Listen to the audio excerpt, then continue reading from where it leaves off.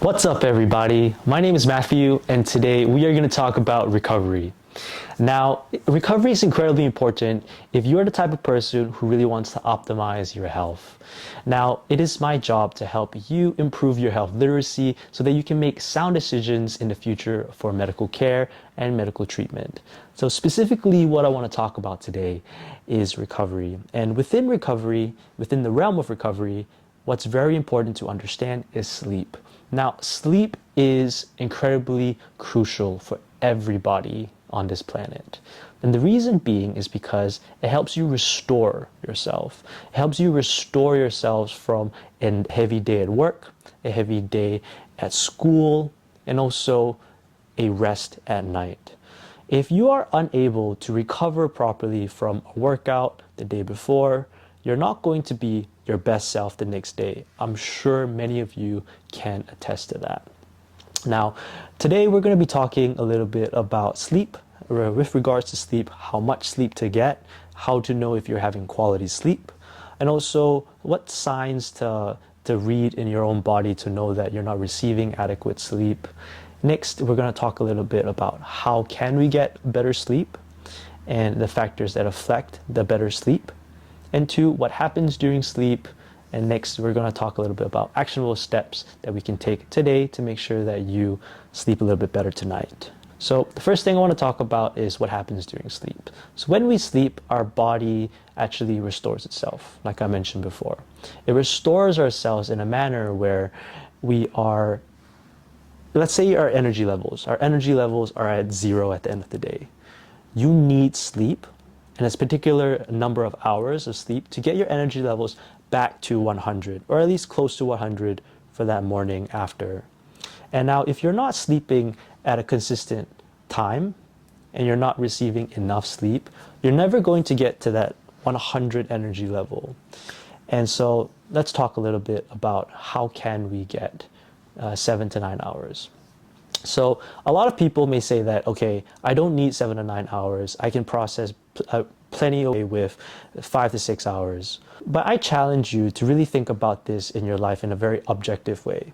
So if you are the type of person that believes that you only need 5 to 6 hours of sleep, try staying away from caffeine. So stay away from caffeine. And if you experience these symptoms, I highly suggest you think about this in your own life. So if you are experiencing fatigue, where you're always feeling tired all the time, you feel like you are breaking out in terms of your complexion, and also too, you feel like you have a little bit of brain fog when you're trying to think of something. You're thinking of something doesn't come to your mind, that's brain fog. And so if you are one of those people, perhaps you're really not receiving enough sleep. Just be honest with yourself. So in Singapore, where I live, about 50% of the population is not receiving adequate sleep. Again, that's about 7 to 9 hours. And so think about it this way. Even if you're receiving 7 to 9 hours, what's actually very important is that consistent time schedule. Now, if you're sleeping 7 to 9 hours every single night, but you're sleeping at different times during the day, yes, you're getting enough sleep, but no, you're not having enough restorative sleep. Now, the restorative function is a tell to whether or not you're having high sleep quality. And in order to optimize that, it's really important that you stick to a consistent sleep schedule. So if you're a night owl, you can sleep anywhere between 10 o'clock to 2 o'clock, waking up anywhere between 6 o'clock to maybe even 9 o'clock. So just think about that. If you want to really stick to a consistent time schedule, maybe close that time block to anywhere between 1 to 2 hours. And if you can stick to that consistently, and very consistently within those 2 hours, that's going to help you teach yourself to fall asleep and wake up. Now, there are a few factors that affect your sleep and your ability to fall asleep, and that is your circadian rhythm. And so this system, this circadian rhythm, is our body's a way to perceive time.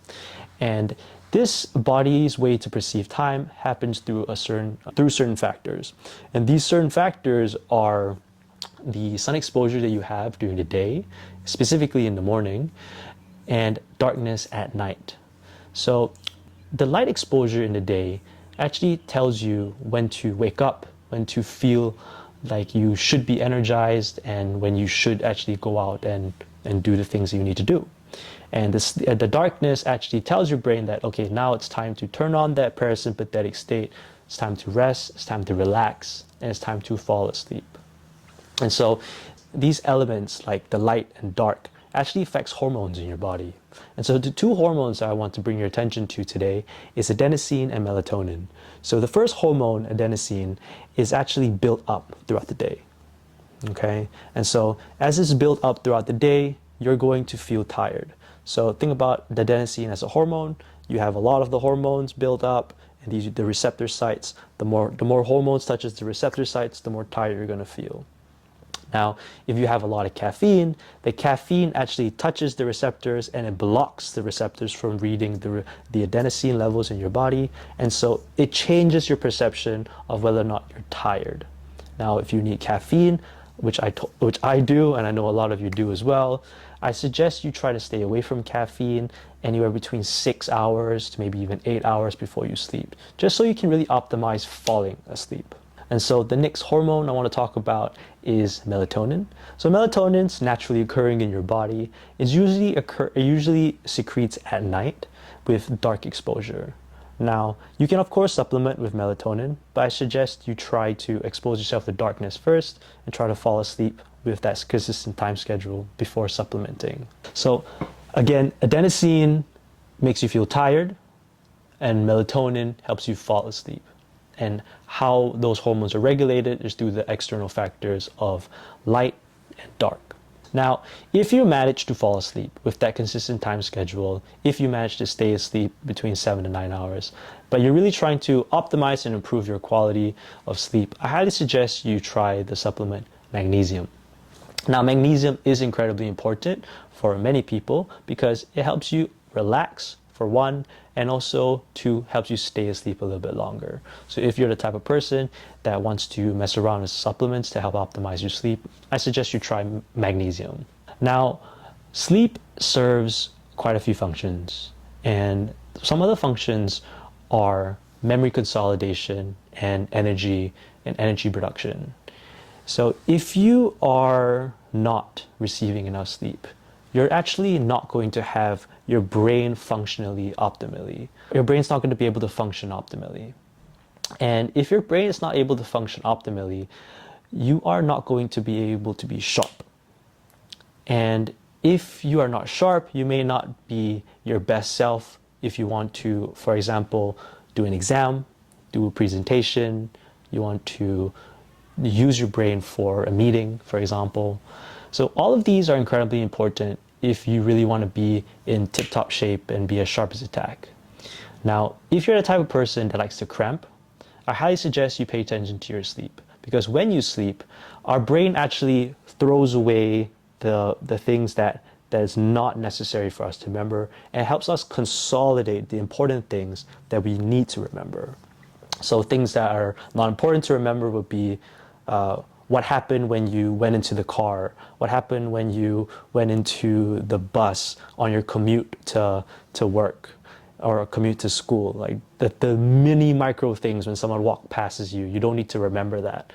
But if you don't have enough sleep, you're actually going to have a lot of noise in your brain with what happened in that commute home versus the things that you're trying to remember for that presentation, for that exam, for that meeting that you're trying to go to. So incredibly important if you want to stay in tip-top shape to make sure that you're sharp as a tack. So I'm trying to make this as simple as possible without going into too technical with sleep and what happens during sleep. So basically what I'm trying to say is that sleep is important. I'm sure you know that. I'm sure many people know that. And so one I want you to pay attention to is sticking to a consistent time block when you sleep. That's going to help you fall asleep. It's going to help you stay asleep. And next, I want you to try to at least get 7 to 9 hours. If you're able to get 7 to 9 hours, you're really going to feel refreshed. You're really going to feel restored. And when you're actually awake, try to expose yourself to sunlight and to expose yourself to darkness. Again, if you want to mess around with supplements, try magnesium. And last but not least, I really suggest you try to think about sleep as a priority in your life. So now I know everyone's really busy. Everyone is busy with whatever priority that you have in your life. But if you don't prioritize sleep, you're not going to be the best version of yourself. And if you're not going to be the best version of yourself, you're really not being the best version of yourself to the people in your lives. And that's what we're here for on this earth. We want to be the best versions for ourselves, to be the best versions for other people in their lives. Now, to wrap it up, again, sleep is important. You know that. I know that. Try to get a little bit more if you're looking to optimize your recovery. Think about that before you think about adding more recovery activities like ice baths or saunas, because sleep is very easy, it's very accessible. All you need to do is just kind of plan around it. Again, be kind to each other, be good to each other. I'll see you in the next one.